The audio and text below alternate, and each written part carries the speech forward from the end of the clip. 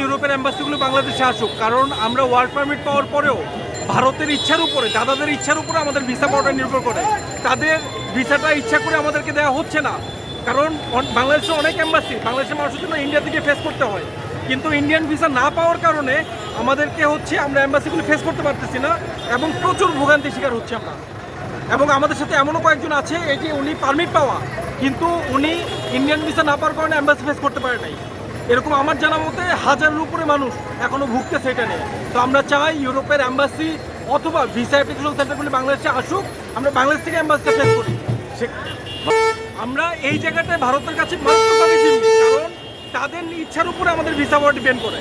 এবং আরেকটা জিনিস হচ্ছে 2024-এ এখন পর্যন্ত প্রায় 1 লাখ মানুষ ভারতে অ্যাম্বাসি ফেস করার জন্য গেছে। ঘরে প্রত্যেকে যদি 1 লাখ টাকা করে খরচ করে 10 কোটি টাকার উপরে চলে গেছে। এবং এর মধ্যে থেকে